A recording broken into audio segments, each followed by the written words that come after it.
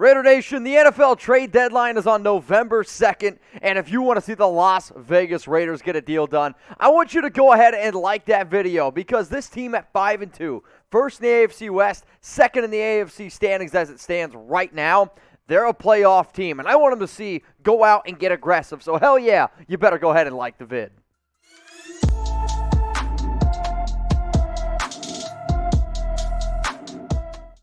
Raider Nation, what's going on? You guys are watching the Raiders Report. Mitchell Renz from Chat Sports. And coming up here on today's show, I have 3 juicy trade rumors that I've been seeing swirling around Instagram, Twitter, literally the entire world right now. And they are Clelin Ferrell. Is he going to be getting traded? Then my next 2 stories about the Raiders potentially going out and trading for Fletcher Cox, defensive tackle of the Philadelphia Eagles, and then potentially going out and getting defensive end of the Detroit Lions, Michael Brockers. We're first, though, going to kick this show off with the latest going on around Cle, and the report is this, and it comes from Albert Breer of Sports Illustrated, that the Raiders are discussing Ferrell trade talks. And this really should not be a surprise to anybody. This has been something that I personally have discussed for weeks now, simply because usually if a player doesn't step up, and I think Cle is the perfect example of that, where you drafted on number 4 overall in the 2019 NFL draft. He's had some good instances. He's looked pretty good. I actually thought he looked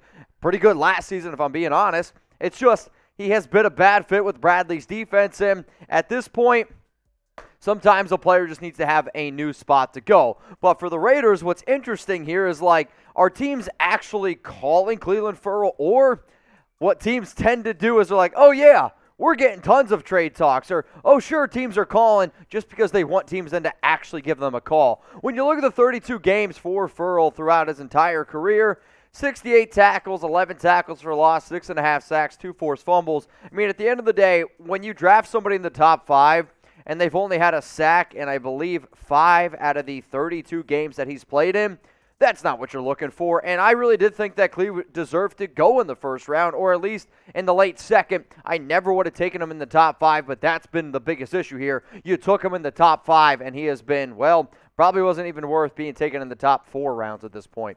So to make sure you guys stay up to date on everything going on around the silver and black, if you're a diehard fan, if a trade goes down, the MO of this week, subscribe and hit that notification bell, because if there is a deal, I don't care if it's my day off, I don't care if it's in the middle of the night, I will do my best to make sure that you guys have a video. And if you are subscribed, then you should already know that Clelin Ferrell was actually my number 1 trade candidate in a video that I put out earlier in the week. If you want to see the other 4 names, because maybe those other 4 names could be players that could be on the move before the November 2nd trade deadline. If you haven't yet, subscribe and go check out that latest video. So how likely is it that the Raiders end up trading Cle? I'm going to go ahead and give this one 2 no Chucky heads, and I'm going to say if the Raiders get an offer, Clelin Ferrell is a goner. The issue is, and the reason why it's 2 no Chucky heads, is because I really do not believe that there is going to be an NFL team out there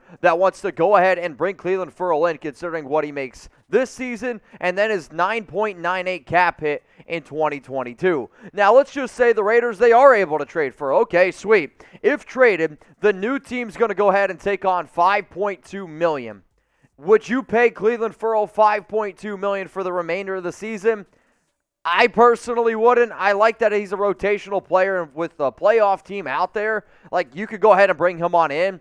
The issue is he just has been a bad fit with us. But, hey, I've seen it other times before. High draft picks, they go somewhere new, and it's a good fit. Solomon Thomas is a perfect example of that. Now, again, if traded, the Raiders would end up saving $3.35 million this year, and they would end up saving $9.98 million in 2022. The $9.98 million figure is the bigger issue, because actually that's a fully guaranteed contract. So if you're an NFL team, not only are you investing in Cle this year, you're also investing in him next year as well. So it's like really, really complicated stuff. That's the biggest issue. If the Raiders get an offer, I think he's a goner. even if it's a 6th, 7th round pick, I really think they're going to try to move on from him. But what do you guys think here? Do you want the Raiders to go out and trade Clelin Ferrell? I want you to type Y for yes, or I want you to type N for no. I understand there's a lot of people out there that are like, no, I don't want the Raiders to trade him in.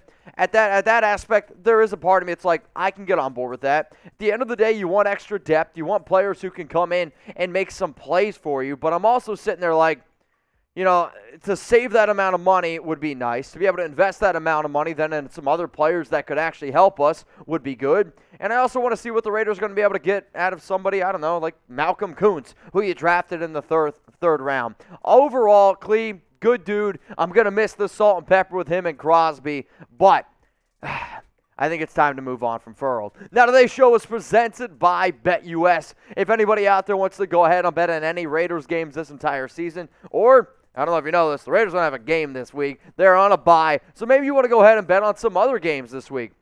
There is one place to do it, and one place only. That's at chatsports.com/Raiders. Use this promo code here, Raiders125, gets you 125% deposit bonus. For those of you that don't know what that means, I say it all the time. You can put down $100, you get $125 for free to bet with. Put down up to $500 and get $625 for free to bet with. There's a lot of places in Vegas that brag about a 10% deposit. Get out of here. Get the best deal on the internet. And to make it a little bit better, I'm also going to hook you guys up with a free jersey. So the free jersey deal has nothing to do with BetUS, so don't mess with them about it. It has everything to do with me and Chat Sports. Here's how you get the free jersey. Go to chatsports.com/Raiders and then use the promo code Raiders125. This is for new BetUS users only. Sign up and deposit at least $100, which then you're going to get 125% deposit bonus. Make at least one bet of $5. I don't care what it is. Make at least one bet, and then send me a screenshot of your account number of the bet you made to jersey@chatsports.com. Now, for some of you who are wondering, well, what kind of jerseys can I get? We got Josh Jacobs. There was a Bo Jackson one before. I've seen Derek Carr. It goes all over the place. We have tons of Raiders jerseys. Just see if maybe we can get you an extra one that I don't have up on screen. Bottom line, bet on some games. It makes it fun. Also, the NBA, the World Series as well. Also, we're going to hook you guys up with some Raiders jerseys. The next story coming up here is around Fletcher Cox. And there's a report swirling around that the Raiders apparently have called the Philadelphia Eagles about potentially going out and trading for Fletcher. Cox is in the 5th year of his contract, and it's a 6-year deal, and he started all 7 games this year. I know he's getting up there in age. I believe he's 31 years old as I'm making this video right now. Not that he's going to get older if it goes out 2 hours later. But, I believe he's 31 years old, and the Raiders did just go up against him in Week 7, and I thought that they did actually a pretty good job up against him. Now, the name Fletcher Cox definitely has more of a name value because a few years ago, he was the best defensive tackle in the league. He's one of the biggest reasons why the Eagles ended up winning a Super Bowl. But now he's getting up there a little bit. Father Time starting to take over. And this year, according to PFF, he's played in 348 snaps. He's got an overall grade of 63.5, a run defense grade of 54.7, and a pass rush grade of 71.2. If the Raiders are going to go out and get a DT, I personally believe they want somebody a little bit more stout in the run defense department. Now, when you look and see what he's done from a whole career, I do think that this does definitely interest Rich Bisaccia, definitely interest Gus Bradley, where they've been able to bring in some veterans, and like Casey Hayward, like Yannick Ngakoue, even though he's only 26, he's kind of like a veteran. But you're able to bring in some guys that were making major impacts on this defense, and Cox's career has been a very impressive one. Almost 420 tackles, 72 tackles for loss, 55.5 sacks, and 133 quarterback hits. His presence alone is really going to help out the defense. So here's my question to you. Do you want the Raiders to go out and trade for Fletcher Cox? If you're like, yes, Mitch, I do want him to, I want you to type C for Cox. If you're like, you know what, trading for Fletcher is a balls idea, I want you to go ahead and type B for balls. So should the Raiders go out and trade for Fletcher, or are they going to? I'm going to give this one 0-no chalky heads, and I'm going to say tuck rule, tuck that. I personally do not believe that the Raiders called about Fletcher. I think this is a two-way system. Kind of what I said about Clee. I really think the Eagles just put out there, oh yeah, teams are interested. I also saw some things on Instagram and Twitter about people, all they did was they saw, all right, Eagles could potentially trade him, and then they were like, oh, the Raiders called. It's actually not true. He will make $12.7 in 2022, and then here's the big reason why I don't think it's going to happen. $26.5 million in 2023, and then since the Eagles tried to void his contract years and they try to push it back. Essentially, if the Raiders go out and trade for Fletcher, you got to pay him $12.7 million in 2022, $12.5 in 2023, and then $14.8 million from 2024 to 2026. I personally don't want to invest almost $60 million in a guy that's over 31 years old. Now, do I think that he would help the D? Absolutely. Do I think Cox jerseys would sell in Vegas? Hell yeah, they would. But I'm not paying Fletcher Cox all that money, even though I think he could help us. I would rather invest that money in a lot of other players. Now, if you agree with me, I appreciate when you guys let me know what you're thinking. If you haven't yet, please hit me up on Instagram at Mitchell Renz 365. It's also Halloween weekend. If you want to see my Halloween costume, I'm always down. If anybody out there, and I mean anybody, dresses up as a Raiders player, a Raiders coach, if somebody wants to dress up as me, send me a picture on IG at Mitchell Renz 365. I want to be able to put some on our live show on Tuesday. The next story coming up here is around another trade featuring Michael Brockers, and the report is that the Lions could end up moving on from their edge rusher, who they actually signed this, or who they got this offseason, I believe, on a 3-year, $24 million deal. Now, obviously, having extra edge help, never a bad thing, right?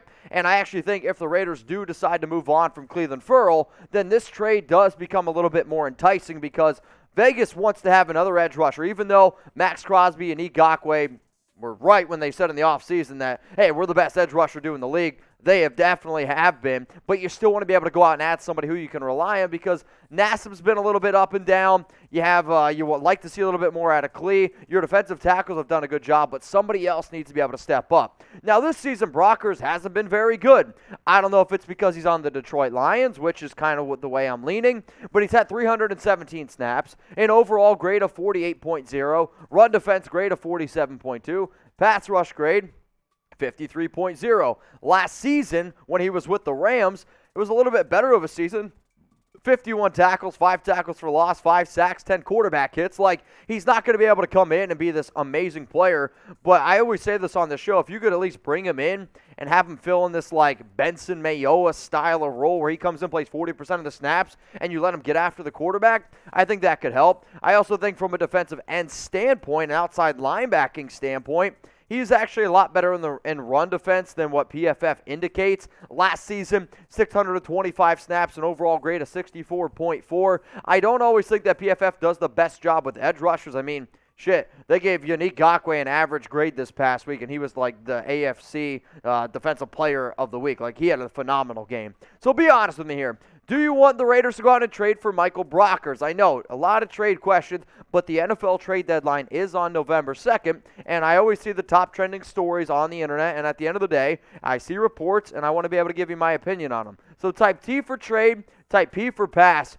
Do you want the Raiders to go out and trade for Michael Brockers? Now, I'm not going to give this one 0 no Chucky heads. I am going to give this one only 1 no Chucky head, though, on the likelihood of the Raiders going out and making this deal. If they trade Ferrell, I might bump this up to like 1.5 no Chucky heads. But the fact that the Lions are going to be selling their assets, that's definitely a reason where you can get some better players and you can get it for cheap. LV, Las Vegas, they've showed interest in Brockers before. This is a guy that I actually think would fit pretty well with what Bradley wants to do. And again, extra edge rusher help never a bad thing, especially when you're going up against Mahomes, especially when you're going up against Justin Herbert twice a year. So now I'm curious because we talked about Fletcher and we talked about Brockers. Cox is a defensive tackle. Brockers is a defensive end. Out of those two positions, what do you think is the bigger need, defensive tackle or DE? Me personally, I think defensive tackle is the bigger need. I like what I've seen so far from guys like Solomon Thomas, and I like what the jump from Quentin Jefferson. Hankins, though, he definitely needs to step up a little bit in the run game. So what you guys are going to see now are 5 defensive tackle trade targets that, as it stands right now, I would like to see the Raiders go out and at least pick up the phone and give them a call. First name on here, and they are not ranked in any particular order, Sheldon Rankins. Big old dude, first-round pick in the 2016 draft, and he hasn't been very good this year, but kind of what I mentioned before with the Lions, it might be because he's on the New York Jets, and if you actually got some talent around him, you could get the most out of him. And the fact that he's a bigger dude, I think Gus would like that. Next player coming up here, Daron Payne. Out of all the defensive tackles that you're going to see on this list, I actually think this one might be the most realistic and the biggest name that you could go out and get. 22 tackles, a sack, what I've seen is Washington's more invested in Jonathan Allen. They're more invested in some other players on the defensive line where you could get somebody from Alabama who was a first-round pick and go out and get him. If you can't get Payne, well, maybe you got to settle for his teammate Tim, who is falling down a little bit on the depth chart. It's not getting too much playing time. Another pretty big body dude, which is what I'm telling you the Raiders are looking for right now, a big body defensive tackle. He's 6'3", 308 pounds, 5 tackles, 2 tackles for loss coming out of Virginia Tech. The next name up here is the most talented dude. It's Grady Jarrett. The issue here is this. Atlanta's 3-3. When I first started talking about Grady Jarrett to the Raiders, the Falcons stunk, and they weren't winning a lot of games. But the fact that now they're 3-3 makes me wonder if Atlanta is actually going to be selling. Hopefully they realize that they're the Falcons and they have no chance to win this year and then end up moving on from Jarrett. The last name is a new name that I haven't talked about yet here on today's show, or at all in the Raiders Report. It's Harrison Phillips. Buffalo's got 2 DTs that I believe that they could potentially move on from because of contract issues and overall playing time. Yes, Buffalo is in a win-now situation, but Phillips hasn't been getting as much playing time as I think he actually could end up getting. I believe he was a third-round pick in 2018 or 2019. Another big-body DT that I think would fit well with this defense. So here again, 5 Raiders DT targets. If you want to let me know down in the comments out of these 5 names who you think the Raiders should go out and trade for, please go ahead and let me know. If there's other defensive tackles, if there's other players that you're thinking about, please let me know. I will be looking in the comments, and if a trade goes down, I will be making a video. That I can guarantee you. So make sure you subscribe, turn on those notifications, click all so you don't miss anything.